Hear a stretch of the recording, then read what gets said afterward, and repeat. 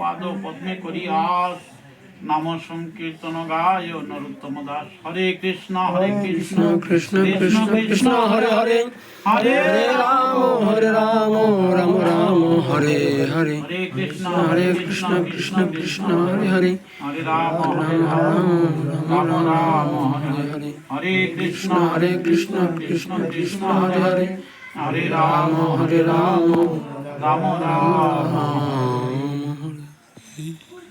শুদ্ধ শতভাবং শুদ্ধ রুচি কলেবরম চিন্ময় শ্রীহট্টের মৌলভীবাজার জেলার কুলাউড়া থানাধীন হাসিমপুর গ্রামে ভক্তপ্রবর শ্রীমান রঞ্জন দেবনাথের শ্রীঅঙ্গিনায়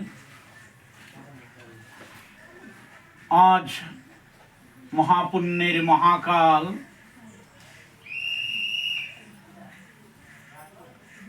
দামোদর মাসের প্রথম দিবস। আজ শুভ সূচনা লগ্নে হেন বৈষ্ণব সেবাতে উপস্থিত সাধুজন, সন্তজন, ভক্তজন, তো আজ এমন এক মহেন্দ্রক্ষণে আমরা সমবেত হয়েছি। আজ থেকে শ্রীধাম বৃন্দাবনে রাধাকুণ্ড তো শ্রী রঘুনাথ দাস গোস্বামীজির নিয়ম সেবার আজ শুভারম্ভ, শুভ প্রারম্ভিকা। গতদিন ছিল একাদশী তিথি, সেই একাদশী থেকেই শুরু হয়ে যায় একাদশী তিথি থেকেই শুরু হয়ে যায় নিয়ম সেবা। তো মহাপুণ্যের ধারক বাহক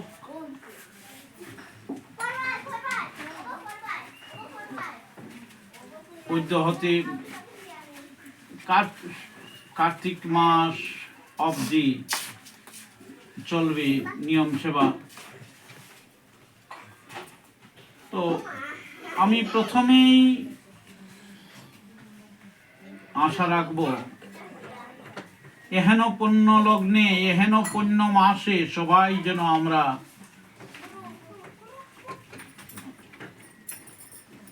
এমন একটি পুণ্য, যে পুণ্যের কোনো ক্ষয় নেই, সেই অক্ষয় পুণ্য অর্জনে আমরা নিষ্কলুষভাবে সবাই ব্রতী হতে পারি এবং এই দুর্লভ মানব জন্মটাকে আমরা ধন্য করতে পারি। এই মাসে আহার শুদ্ধি প্রয়োজন রয়েছে। আহার শুদ্ধি করে রাধা গোবিন্দের অপাকৃত প্রসাদ পেয়ে এই দামোদর মাস সম্পূর্ণ করা এবং সন্ধে বা প্রাতে তার আরতিতে অংশগ্রহণ করা একান্ত কর্তব্য। যখন এই এহেন পুণ্য কর্মে আমরা মনোনিবেশ করব, ব্রতী হব, তখন যত অপরাধ আছে, জন্মান্তরের যত অপরাধ রয়েছে, সেই সমস্ত অপরাধ বশ্য হয়ে যাবে। একমাত্র ওই নিয়ম সেবার মাসেই তাহা সম্ভব। জন্মান্তরের যত অপরাধ আছে, সব অপরাধগুলি বশীভূত করার সুবর্ণ সুযোগ হচ্ছে এই দামোদর মাস। তাই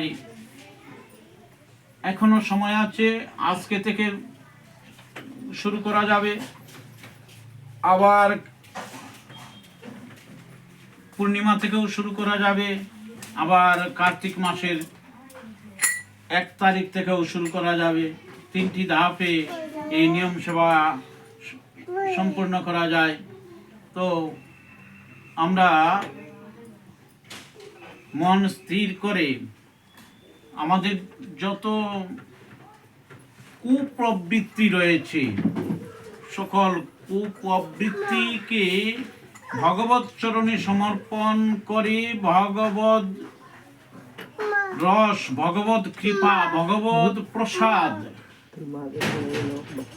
লাভ করার নিমিত্তে নিজেকে ভগবত সেবায়, নিয়ম সেবায় লাগিয়ে দিলেই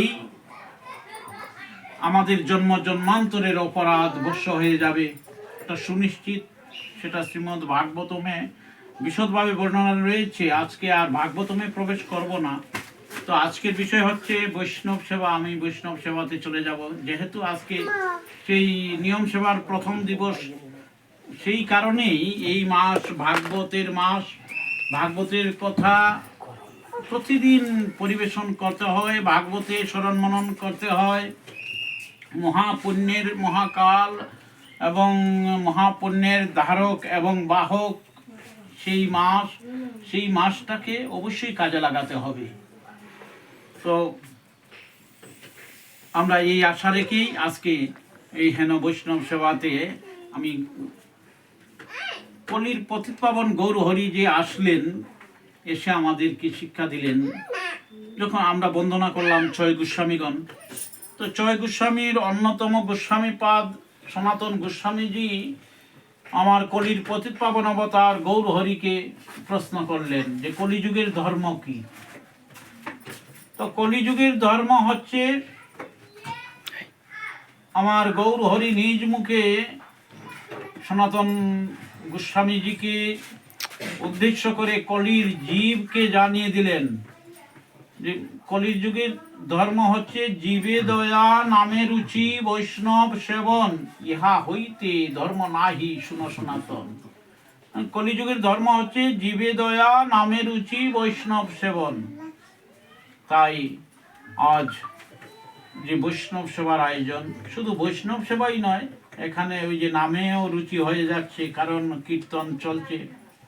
সেই কীর্তনটা কিভাবে করতে হবে, গৌর হরি সংকীর্তনের জনক, তো সংকীর্তনের পিতা তিনি আমাদেরকে সবাইকে জানিয়ে দিলেন, বুঝিয়ে দিলেন, শিখিয়ে দিলেন যে এইভাবে বসে দশে পাঁচে মিলি নিজ দ্বারেতে বসিয়া কীর্তন করো সবে হাতে তালে দিয়ে।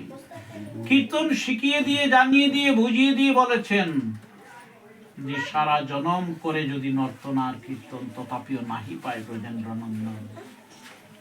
সারা জীবন যদি এইভাবে নাচে আর গায়, কীর্তন করে, বলছেন তথাপিও ব্রজেন্দ্র নন্দন মিলবে না, আমার অনাদিরাদি গোবিন্দকে লাভ করা যাবে না, মানব জন্মটা ধন্য করা যাবে না। আমার মানব জন্মটাকে ধন্য করতে গেলে কি করতে হবে বলেছেন যে নির অপরাধে নাম নিলে পায় কৃষ্ণ প্রেমদন। অপরাধ মুক্ত হয়ে কীর্তন করতে হবে, নাম শ্রবণ করতে হবে, কীর্তন করতে হবে। এখানে যদি অপরাধ যুক্ত থাকে, আমার যদি শুদ্ধতার অভাব থাকে, আমার বদন কানা, আমার জিহ্বাটা যদি অশুদ্ধ থাকে, আমার হৃদয়টা যদি অশুদ্ধ থাকে, আমার চিত্তটা যদি নির্মল না হয়, না থাকে, তাহলে ওই মুখে ওই হৃদয়ে সারা দিন কীর্তন করলেও কীর্তনে কাজ হবে না। কারণ সেই কথাগুলি চৈতন্য চরিতামৃতে, চৈতন্য ভাগবতে কৃষ্ণদাস কবিরাজ গোস্বামী ব্যাসদেবের অবতার বৃন্দাবন দাস ঠাকুর মহাশয় তার লেখনীতে সুন্দরভাবে বর্ণনা দিয়েছেন। আমাদেরকে, আমরা যাই কীর্তন করব, শুদ্ধ চিত্তে, শুদ্ধ হৃদয়ে, শুদ্ধ মুখে, নির অপরাধে, অপরাধ যুক্ত হয়ে নয়। কোথায় বলেছেন? বলেছেন চৈতন্য ভাগবতে, একবার রাম নামে যত পাপ হরে পাতকী তত পাপ করিতে না পারে। একজন মহামহা অপরাধীও তত পাপ করতেই পারে না। একবার রাম নামে যত পাপ থেকে মুক্ত হওয়া যায়। কিন্তু আমরা যে অহরহ কীর্তন করছি, আমাদের দুর্গতি তো গুচ্ছে না, আমাদের দুর্দশা তো গুচ্ছে না।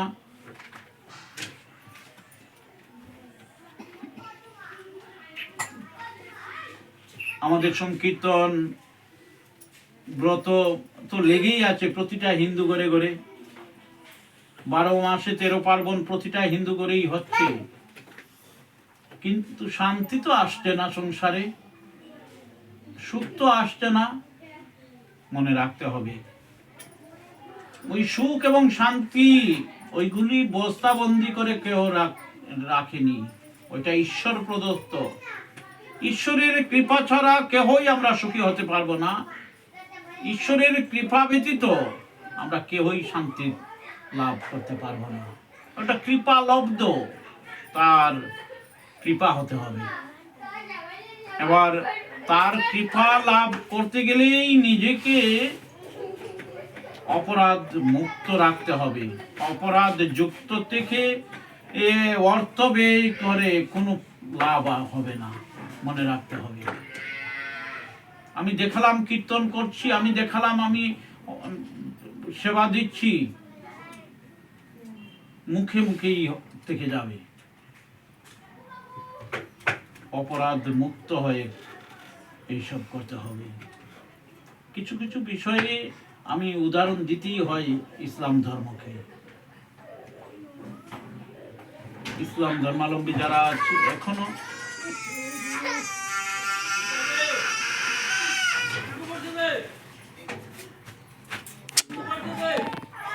বারবার তোবা করবে, কিন্তু আমাদের হিন্দুদের মধ্যে দেখবা কেউ যদি কোনো খারাপ কাজ করে ওইটা লুকিয়ে রাখবে, ভাববে যে ভগবানকেও যদি লুকিয়ে রাখতে পারি তাহলে তো আর তো ভালোই হলো।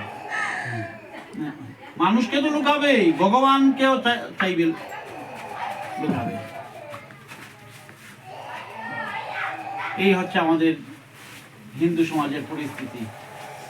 তারপরেও নিজেকে সে আমি ভুল করেছি, আমাকে ক্ষমা করুন হে গোবিন্দ, গোবিন্দর কাছে ক্ষমা চাওয়াটাও মনে করবে যে এটা মনে হয় একটা নিচতার, আমি ছোট হয়ে গেলাম, নিচতার পরিচয়।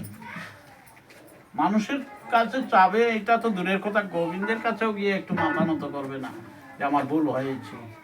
আমরা যদি গোবিন্দের কাছে শরণাপন্ন হয়ে বলতাম যে ভুল হয়েছে, আমাকে ক্ষমা করুন, ওটাই প্রায়শ্চিত্ত। মনে রাখতে হবে সমাজের কেহ ধরে প্রায়শ্চিত্ত করানোর প্রয়োজন নেই। আমি ভুল করেছি, গোবিন্দের চরণে বলি যদি, হে গোবিন্দ আমাকে এইভাবে আর ভুল পথে নিও না, আমাকে ক্ষমা করে দাও। ওইখানে যদি আত্মসমর্পণ করতাম নিজেকে, তারপরেও আমাদের হিন্দু সমাজের এত বিড়ম্বনা করত না। তো আমরা মানুষকে তো লুকানোর চেষ্টাই করছি, সাথে সাথে চাচ্ছি যে ভগবানকেও লুকিয়ে যদি না জানে যদি, তাহলে বেঁচে গেলাম। মনে রাখতে হবে রামচন্দ্র নিজে আমাদেরকে শিক্ষা দিয়েছেন বালিকে বধ করে। বালিকে বধ করেছিলেন তো তিনি বিনা অপরাধে।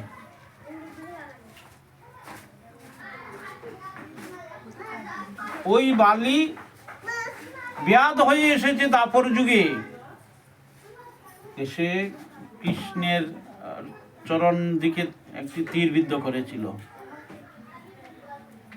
আমরা দেখি ওই চিত্রপটগুলি, বা কিছু কিছু মহাজন পদ রচনা করেছেন।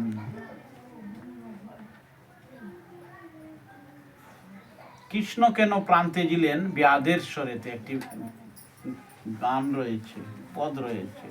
আমার বাসনা হয় জানিতে, কৃষ্ণ কেন প্রান্তে দিলেন ব্যাধের স্বরেতে, যিনি জগৎ জীবন মধুসূদন, মরণ হয় তার কি মতে। কৃষ্ণ কেন প্রান্তে দিলেন ব্যাধের স্বরেতে, পূর্বজন্মে কে ছিল সেই ব্যাধ, কইরাছিলেন ওই ভগবান কোন সে অপরাধ। তার উত্তরটা সুন্দরভাবে লিখেছেন মহাজন। তো ওরা তো আর আমার মাথা নিয়ে চলেন না। বলেছেন মানব লীলা চমৎকার, জীবে কি বুঝিতে পারে জন্ম মৃত্যু তার, সময় হলে যেতে হবে ছাড়িয়া ভবের বাজার।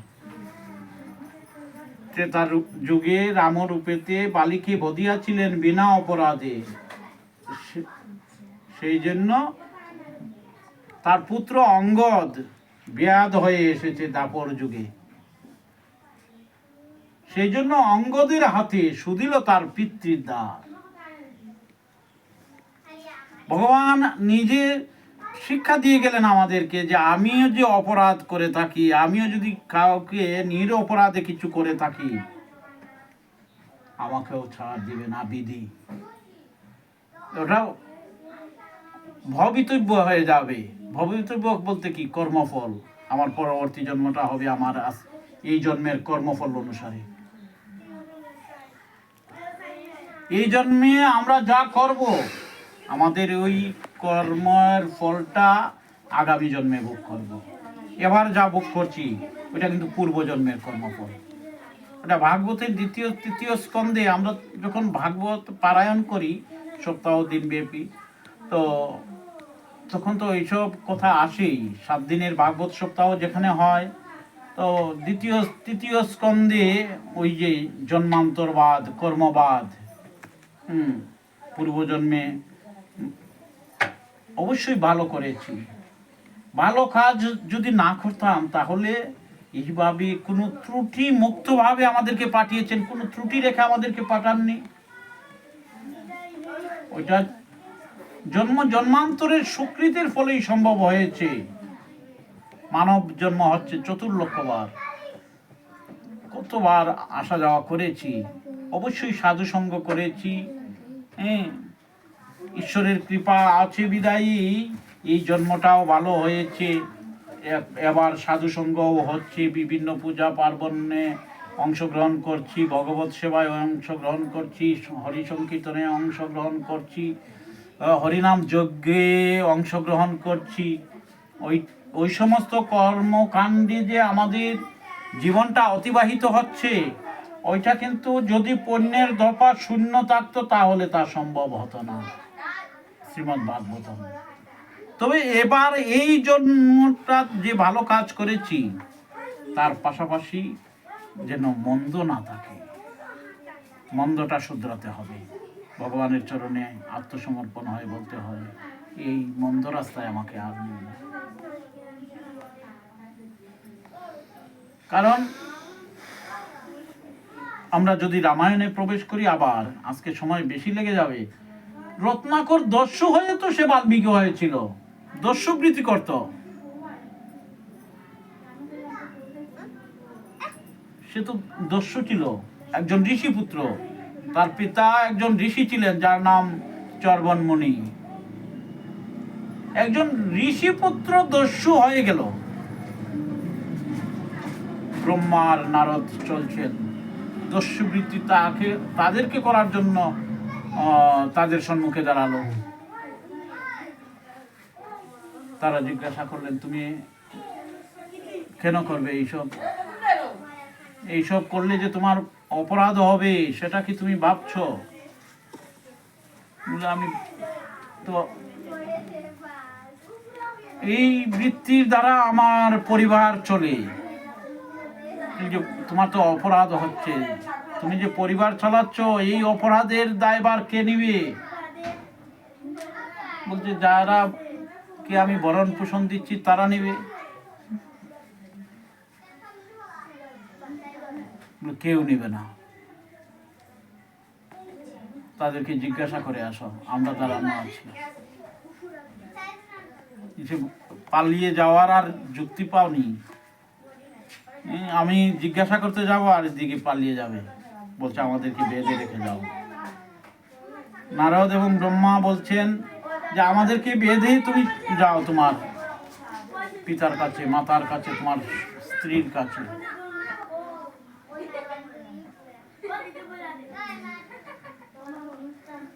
এখানে বেঁধে রেখে যখন রত্নাকর তার গৃহে ফিরছে, গৃহে যাওয়ার পরে পিতাকে জিজ্ঞাসা করছে, বিছানায় শুয়ে আছেন বয়োজ্যেষ্ঠ পিতা, বার্ধক্য জনিত দেহ। পিতৃদেবকে জিজ্ঞাসা করছে, পিতৃদেব, আমি তো দস্যুবৃত্তি করে আপনাদের ভরণ পোষণ করছি, তাতে নাকি আমার অপরাধ হচ্ছে? হ্যাঁ, অপরাধ তো হবেই। যে আমি যে আপনাদেরকে ভরণ পোষণ দিচ্ছি, আমার অপরাধের সামিল তো আপনারা হবেন। ঋষিবর বলছেন যে পুত্র, তুমি তো শৈশবে কিশোরে তোমাকে লালন পালন করে আমি বড় করেছি, এই বয়সে আমাকে তুমি দেখাশোনা করার জন্য, তো তুমি দেখাশোনা কিভাবে করবে সেটা তুমি জানো। আর তুমি এইভাবেই করবে কেন? তুমি সৎভাবে উপার্জন করো, তুমি অসৎ পথে উপার্জন করবে কেন? তুমি সৎভাবে উপার্জন করে আমাদের ভরণ পোষণ দাও, সেটা তো তোমার পুত্র হিসাবে তোমার কর্তব্য। আর তোমার অপরাধের ভার তো আমি নেব না, কারণ তুমি যে আমাদের মাধ্যমে এই সংসারে এসেছো, সেই ঋণটাই তো তুমি শোধ করতে পারবে না। আকাশ ভেঙে পড়েছে পিতার কথায়, ছুটে এসেছে মাতৃদেবীর কাছে। মাতৃদেবীকে বলছে যে আমি যে তোমাদের ভরণ পোষণ দিচ্ছি, আমার যে অপরাধ হচ্ছে, আমার অপরাধের ভার তুমি নিবে। বলছে তুমি আমার এক বিন্দু দুধের ঋণই শোধ করতে পারবে না, তাহলে তোমার পাপের ভার আমি কেন নেব? তুমি সারা জীবন যদি আমাকে ভরণ পোষণ দেও বা মাথায় নিয়ে ঘুরো, তারপরে তো আমার ঋণ শোধ করতে পারবে না। আকাশ ভেঙে পড়েছে মাথায়।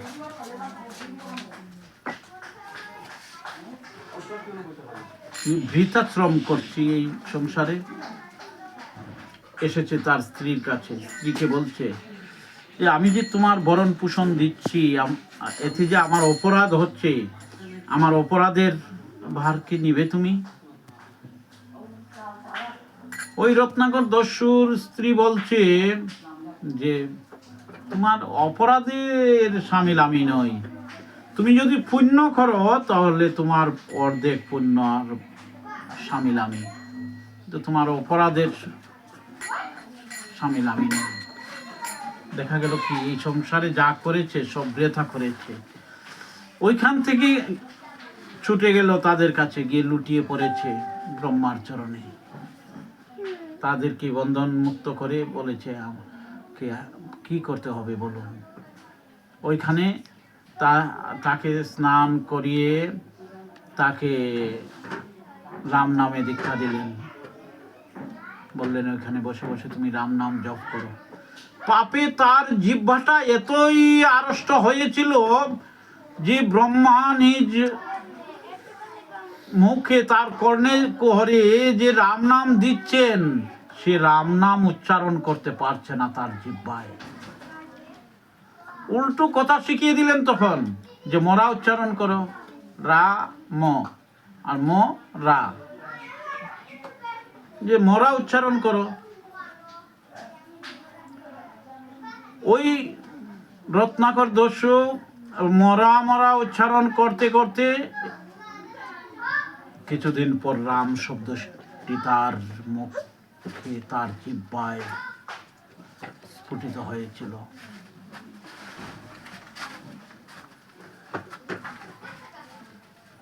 তো রাম নামের মহিমা দেখুন। আমরা যে রাম নাম করছি, রাম নামে আমাদেরকে কাজ করছে না। কেন করছে না? আমরা এটা অপরাধে নিতে হবে। একজন সদ্গুরু, তত্ত্বদর্শী গুরুর নারদ, ব্রহ্মা, তাদের নিকট থেকে রাম নাম পাওয়ার পরেও যদি রাম নামে কাজ না করে দীর্ঘদিন পরে কাজ করেছে, মনে রাখতে হবে যে আমাদেরকে অপরাধ মুক্ত হতে হবে। আমরা অপরাধ যুক্ত হয়ে যদি কীর্তন করি, সেই হরিনামে আমাদের কোনো উপকার আসবে না। আমাদের দেহটাকে শুদ্ধ রাখতে হবে, সুচিতার প্রয়োজন রয়েছে। আবারও আমি ইসলাম দিয়ে উদাহরণ দিতেই হয়। তারা অজু চিনে না এমন কোনো মুসলিম নেই, সবাই অজু চিনে। অজু কি? শুদ্ধ হওয়ার একটা উপায়। এটা আরবি ভাষায় বা উর্দু ভাষায় তাকে অজু বলে। মূলত তো শুদ্ধ হওয়া, শুচি হওয়া।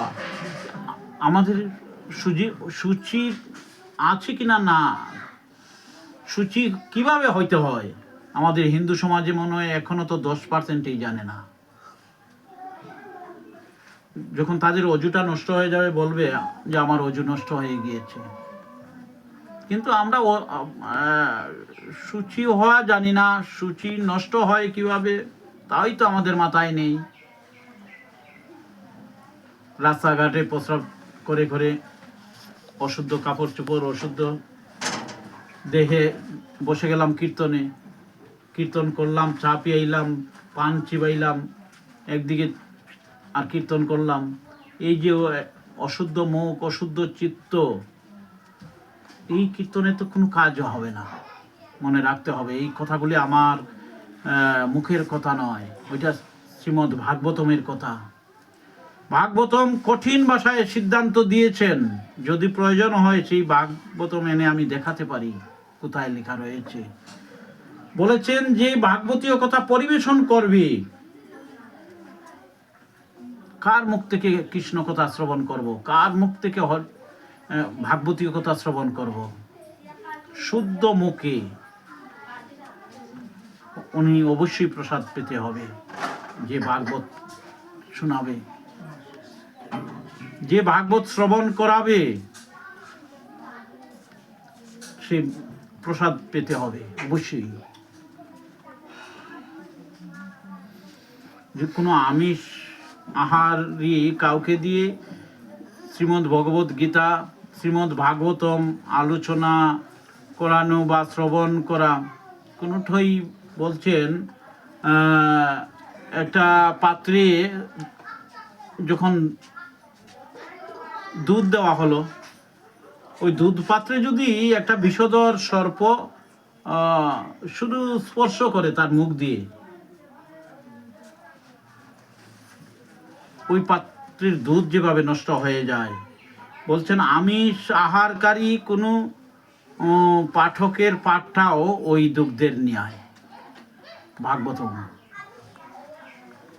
ওইটাও বিষাক্ত, ওইটার কোনো ক্রিয়া নেই, আরো বিক্রিয়া দেখা দিবে। তো যাই হোক, আজকে আর সেদিকে যাব না। তো আমার গৌরহরি বলছেন কলিযুগের ধর্ম হচ্ছে জীবে দয়া, নামে রুচি, বৈষ্ণব সেবন। তবে এখানে যদি আমাদের প্রসাদের রুচি হয়, প্রসাদের রুচি থাকতে হবে, প্রসাদের কৃপা থাকতে হবে, তবেই আমরা এখানে মানব জীবন ধন্য হবে। তাই আজকে যে বৈষ্ণব সেবা, ভক্ত বৈষ্ণবগণকে যে রাধা গোবিন্দের অপাকৃত প্রসাদ সেবা করা হবে এবং পূর্বপুরুষদের উদ্দেশ্যে যে রাধা গোবিন্দের অপাকৃত প্রসাদটা নিবেদন করা হবে, সেই প্রসাদটা এমনই ক্ষমতা সম্পন্ন, বলছেন ওই প্রসাদটা যখন আমরা আমাদের পূর্বপুরুষ যারা দেহলীলার অবসান ঘটিয়েছেন তাদের উদ্দেশ্যে নিবেদন করা মাত্র তারা জন্ম জন্মান্তরের অপরাধ মুক্ত হয়ে ভগবত ধাম প্রাপ্ত হয়ে যায়। গৌর হরি বলে, এতে কোনো সন্দেহ নেই। বলছেন শত সহস্রবার যদি গয়া শ্রাদ্ধ কেউ করে পিতৃপুরুষদের উদ্দেশ্যে, শত সহস্রবার গয়া শ্রাদ্ধ করলেও যখন আমরা রাধা গোবিন্দের রোদরামৃত প্রসাদ, আমার গৌর হরি রোদরামৃত প্রসাদ পূর্বপুরুষের নামে নিবেদন করি, শত সহস্রবার গয়া শ্রাদ্ধে দ্বারাও সেই ফল লাভ হয় না। একবার প্রসাদ নিবেদন করার ফলে যে পুণ্য অর্জন হয়, যে ফল লাভ হয়। আর কি হয় বলছেন ওই পূর্বপুরুষগণ তাদের উদ্দেশ্যে যখন আমরা প্রসাদ নিবেদন করি, তারা প্রসাদ পেয়ে তৃপ্ত হয়ে দিব্যলোক থেকে ওই যে উত্তরাধিকারীগণ রেখে গিয়েছেন তাদেরকে কৃপা করেন, আশীর্বাদ করেন যে আমি রেখে যাওয়ার কারণে এই মর্ত্যলোকে উত্তরাধিকারীগণ পৌত্রগণ রেখে আসার কারণে তারা আমাদেরকে স্মরণ করছে, তারা ঈশ্বরের কৃপা লাভ করুক, দীর্ঘজীবী হোক, তারাও ওই দিব্যলোক থেকে আশীর্বাদ করেন। এই হচ্ছে বৈষ্ণব সেবার মহিমা, মাহাত্ম্য। তো আজকে আর হরিকথা বিলম্ব করছি না। মধ্যাহ্ন ভোগরাগ রয়েছে, ভোগারতি কীর্তন হবে রাধা কুণ্ডের। তো সময়ের দরকার রয়েছে ঘন্টা দেড় ঘন্টা। তো আমরা এখন ভোগরাগে চলে যাব। তো আসরটাকে যাতে আমরা শুদ্ধ রাখতে পারি, আজকে ভালো লাগেছে যে আসরের যারা আসরটাকে শুদ্ধ রাখতে হবে, নিজেকে শুদ্ধ রাখতে হবে, তখনই আমরা হরিনামের সুফল, ভাগবতমের সুফল লাভ করতে সক্ষম হবে। মনে করতে হবে যে হরিবাসরে আসলাম এখানে চা পান পাওয়ার জন্য নয়, এখানে হরিনামের কৃপা, শ্রীহরির প্রসাদের কৃপা পাওয়ার জন্য আমরা সমবেত হয়েছি। এই মানুষেই আমাদের হরিবাসর কি সম্পূর্ণ হোক এই আশা রেখেই আজকের মতো এখানে আমার সংক্ষিপ্ত হরিকথা বিশ্রাম টানছি। গঙ্গা গীতা চ সাবিত্রী সীতা সত্তা প্রতিবোধা ব্রহ্মবলী ব্রহ্মবিদ্যা ত্রিসন্ধ্যা মুক্তিগিনী অর্ধমাত্রা চিদানন্দা ভবগ্নি কান্তি নাশিনী বেদত্রীপুর আনন্দা তথার্থ জ্ঞান মঞ্জরি ইত্যেতানি জপনিতং নরনিশ্চল মানস জ্ঞানসিদ্ধি লোভেনিতং তদান্তে পরম পদম ওম যদস্করং পরিভ্রষ্টং মাত্রা হীনঞ্চ যাদবং ভবস্ফুটং তৎপ্রসাদাৎ জনার্দনং ওম সর্বে ভবন্তু সুখিন সর্বে সন্তু নিরাময়া সর্বে ভদ্রাণি পশ্যন্তু মা কশ্চিৎ দুঃখ ভাগ ভবেৎ। ওম শান্তি শান্তি শান্তি। হরে কৃষ্ণ কৃষ্ণ কৃষ্ণ কৃষ্ণ হরে হরে হরে রাম হরে রাম রাম রাম হরে হরে হরে কৃষ্ণ কৃষ্ণ কৃষ্ণ হরে হরে হরে রাম রাম রাম হরে হরে হরে কৃষ্ণ কৃষ্ণ কৃষ্ণ হরে হরে হরে রাম রাম রাম হরে হরে। জয় জয় শ্রী শ্রী রাধে।